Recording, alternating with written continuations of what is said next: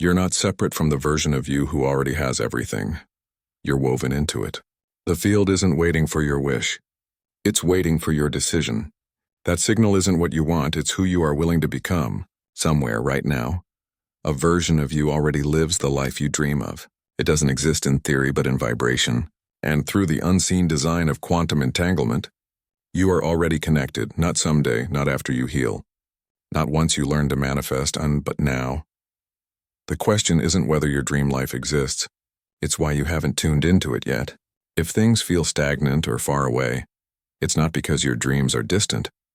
It's because your current self is still linked to the identity that doubts, delays, and sabotages. The instant you shift who you believe you are, not in thought but in being, reality begins to rearrange. Here's the truth. Most people never grasp this. They force change from the outside, pushing, hustling, striving. Even on the spiritual path, they repeat the same mistake, trying to visualize a new life instead of collapsing the identity that holds them to the old one. This isn't another lesson in the law of attraction. It's a deconstruction of reality, a map for collapsing timelines. Because here, two forces converge: quantum entanglement and quantum jumping.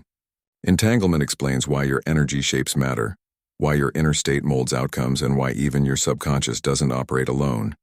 You're constantly transmitting a frequency, not through words but vibration. It's the way your identity engages with possibility. Quantum jumping isn't fantasy or escape.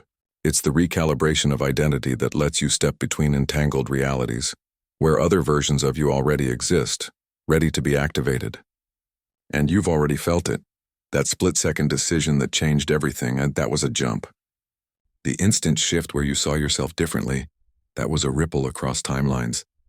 That feeling that you're meant for more, it's not imagination. It's your future self signaling through the cracks. In the quantum field, time isn't linear, it's layered, which means your future self can reach back just as easily as you reach forward. You're in constant dialogue with the version of you who already arrived. And that connection is alive right now. That's the key. That's the hidden code. The field doesn't respond to your struggle. It responds to your signal. It doesn't need effort. It needs coherence.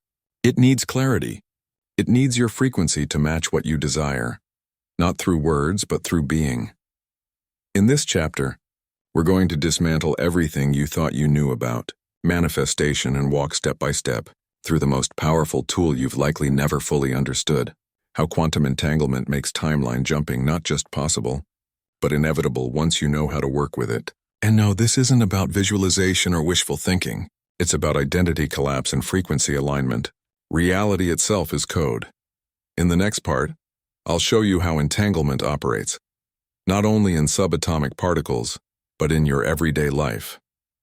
We'll touch the science, yes, but more importantly, we'll uncover how it explains everything that's ever felt off about your world. Because the version of you who already lives your dream isn't separate, it's already linked to you. The real question is, why haven't you made the jump yet? Quantum entanglement isn't just a theory. It's one of the most proven yet least understood discoveries in modern physics.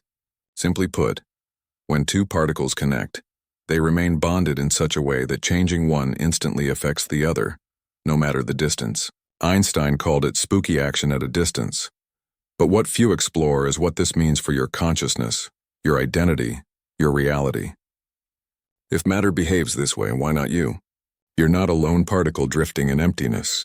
You're a living field of awareness, constantly interacting, constantly entangled, not only with other people but with alternate versions of yourself, those who made different choices, followed intuition instead of fear, healed instead of hid, jumped instead of hesitated, chose instead of doubted. You're not cut off from them. You're simply vibrating in sync or out of sync with them. And that vibration determines which version of you the field mirrors back as your life. But here's the glitch. Most people remain entangled with the self that's just surviving. The one clinging, fearing, repeating, not because they want to, but because they were conditioned to. Through repetition, through trauma, through identity loops so ancient they feel invisible. And whatever you stay entangled with, you reinforce. You transmit it. You collapse it into form. So when someone says, "I've tried to manifest, but nothing changes," the problem isn't lack of effort. It's that their signal, The deep, unconscious one, wow, is still tuned to the version of them that doubts, delays, and denies. The field doesn't punish, but it is precise. It mirrors coherence, not confusion. And that's where the real work begins. The quantum field doesn't answer to wanting, pleading, or even perfect visualization. It answers to frequency. And your frequency isn't set by what you think about for 5 minutes a day, but by what you embody every moment you exist. You are the observer, and the observer collapses timelines. But here's the real question. Which version of you is doing the observing? Most never stop to ask, and that's why most never make the jump. Because quantum jumping isn't an act, it's an embodiment. You can't leap into your dream reality while living as the self who doesn't feel worthy of it. You can't shift timelines by imagining success while still making choices rooted in fear. The field doesn't respond to your affirmations. It responds to your alignment. It mirrors what you're entangled with, what you reaffirm through action, attention, and emotion. Sometimes the version of you who already has everything is pulling on the thread. You sense it, in flashes, in dreams, in those strange moments when the veil feels thin. Those glimpses of your other life aren't fantasies. They're bleed-throughs. You're not imagining them. You're already crossing over. The connection is live. The real question is, how long will you keep pretending you can't feel it? In the next section, I'll show you how to re-entangle your field, not through belief or positive thinking, but through deliberate identity collapse. That's how we jump. That's how we move beyond loops into true shift. But before that, pause. If these words stir something inside you, it's not new knowledge. It's memory resurfacing. That's what happens when entanglement activates. You don't learn, you remember. So if something in you just clicked, do one thing. Subscribe. Not for me, but for the version of you that's waking up right now. Then tell me in the comments, what timeline are you ready to collapse? Not the dream one, the one you're done repeating. Name it, witness it. That's the first release. Because here's the truth. You've been entangled with the version of you that hesitates, that compromises, that doubts. But the version who already leapt, it's not somewhere else, it's already watching. The only reason you haven't become it is because the identity you keep collapsing still drags you into the same old scene. Now it's time to rewrite the observer. Every moment you choose which version of you sits behind your eyes. Most people miss this. They assume they are their thoughts, habits, or personality. But that's just software. What they forget is you choose the operating system, and you can reboot whenever. This is the secret of quantum jumping, not becoming something new, but deciding to stop observing from the self entangled with limitation. The jump isn't produced by doing more. It happens by collapsing what's already holding you. So how do we begin? First, notice what we're not doing. You will not visualize. You will not chant. You will not shut your eyes and pretend you're somewhere else, not yet. That's the old self's escape plan. Jumping isn't escape. It's reclaiming. Start with one thing only, awareness. Ask yourself now without flinching, who is the version of me choosing this life? What are their beliefs, fears, and basic assumptions about what's possible? How do they talk to themselves when no one else is listening? Feel into it. You'll sense a pattern, a tone of energy, a heaviness in the chest, a tightness in the throat. That's not random. It's the current observer's imprint, the lens you've been collapsing reality through for years. Now the question that may change everything. Am I willing to let that version of me die? Because a real jump is less a leap and more a ritual of ending. It's the quiet, conscious, sacred death of the self that can't carry your future. Most people can't release it, not because it serves them, but because it's familiar. Familiar pain and struggle become home after enough explanation. Even misery can feel like a room you know the corners of. But right now you have a choice. Here's the method. It was no flashy label, no gimmick. It's a 3-part conscious realignment. Part 1, witness. Sit in full presence with the version you're ready to collapse. Let them speak. Let them be seen, not judged, only seen. Most timelines don't dissolve from resistance. They dissolve because they've been outgrown with dignity. Part 2. Sever. This is where the entanglement begins to shift. Speak aloud or within and a simple truth. This is no longer who I am. I release this version. I collapse this observer. You may feel resistance, and that's natural. The old self will struggle for survival, but its power ends the moment you stop mistaking its voice for your own. Part 3. Choose. Once the field clears, make your choice. But don't just think it, embody it. Stand like them, breathe like them, decide from their frequency. Don't ask, what would the version of me who has everything do? Ask, what does that version no longer tolerate? And then stop tolerating it now. These steps aren't rituals to perform once and forget. They're a way of being. Each breath, each moment of awareness reinforces the new entanglement.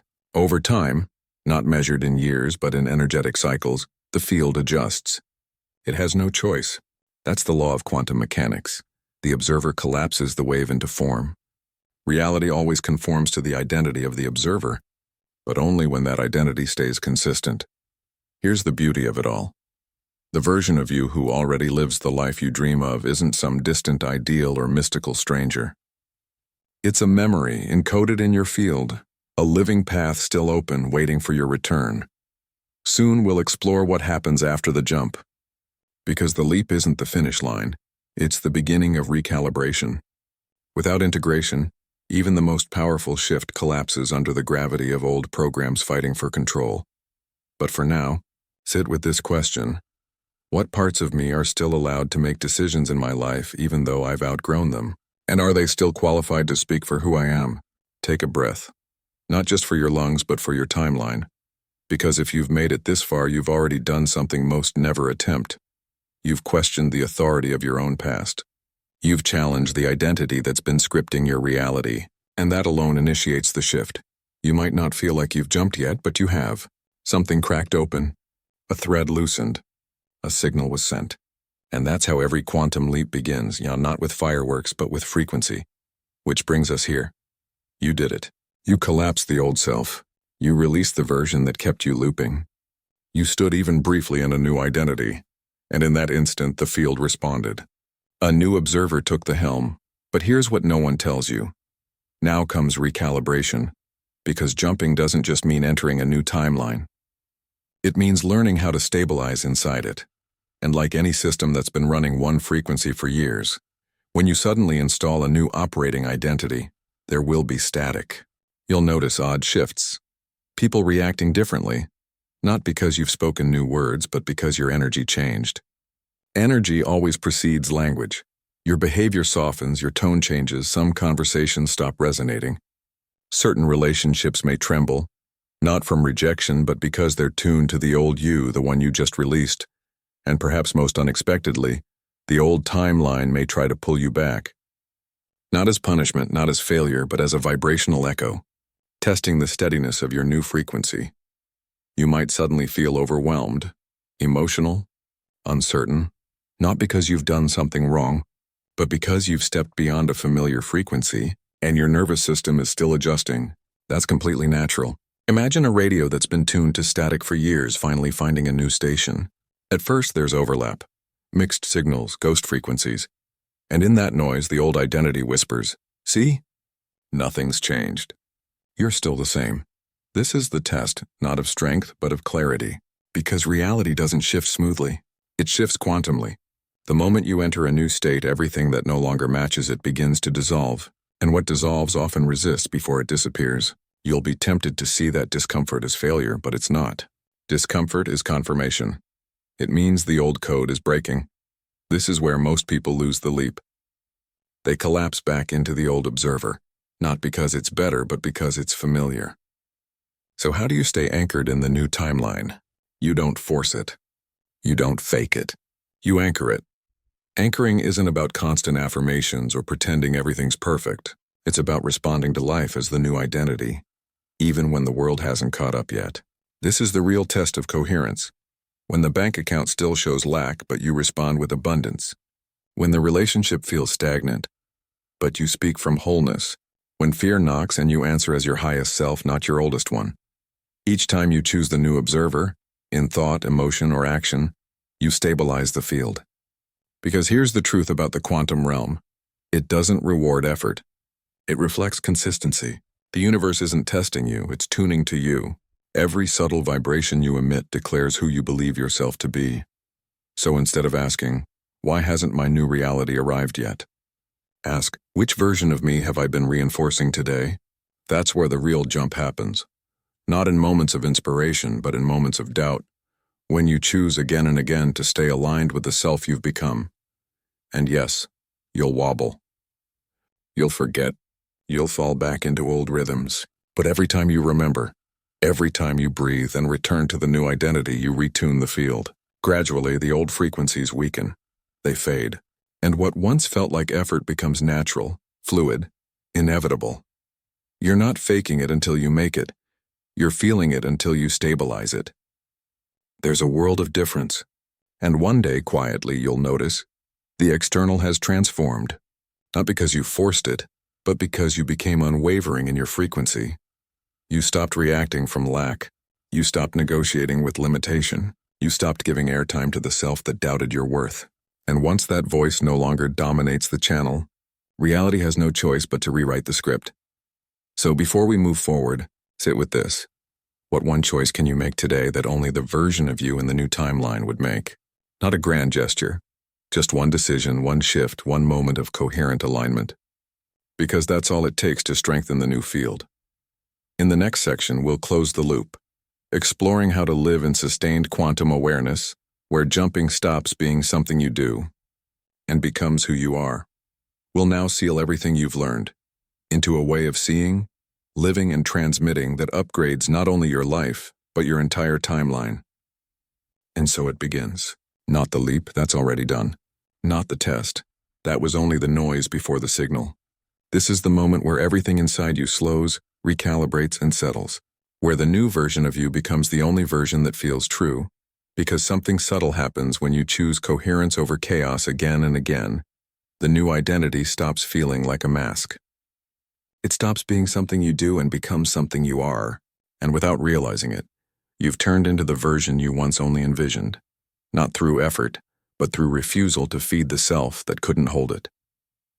This is true integration, where choices feel quieter but deeper, where your responses come from truth, not protection, where you no longer argue with old thoughts, because they simply don't belong to you anymore.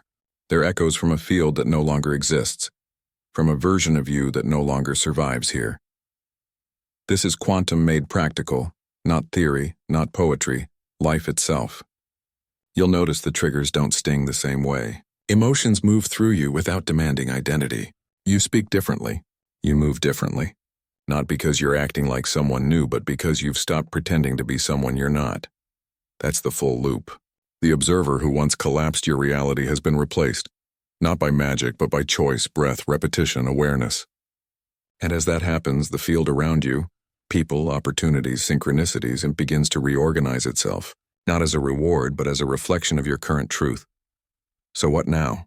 You live it. You walk, you wake, you feel. And when contrast appears, as it will, ask yourself one question. Which version of me is being invited right now? That's it. That's the code. That's the gate. You were never meant to live from control. You were meant to live from signal. And your signal sharpens with every aligned choice, every regulated breath, every return to remembrance, because in truth, you didn't leap into another timeline. You collapsed the illusion that there was ever separation between you and the self that was waiting. That life was never distant. That version of you was never unreachable. The connection was always there. You just stopped ignoring it. Now all that's left is to live as if it's normal. Because when it feels normal, it becomes real. Timelines don't shift through force. They evolve through embodiment. So breathe. Feel what's already different in your body. Not what you hope, what you know. That's your signal. That's your anchor. That's your proof. And before you go, if this message found you at the perfect time, if it awakened something ancient within you, take it as your sign. Don't let an algorithm decide when you remember again. Stay connected to this frequency, this rhythm, this resonance that you now carry. And in the comments, don't just share what changed. Declare what new reality you're ready to embody. Even one sentence, not as a wish, but as a recognition. Let your words be the signal that tells the field, I'm already here. Because when you name the life you're living now, you activate it in others, and the field responds in kind. This is how we shift together.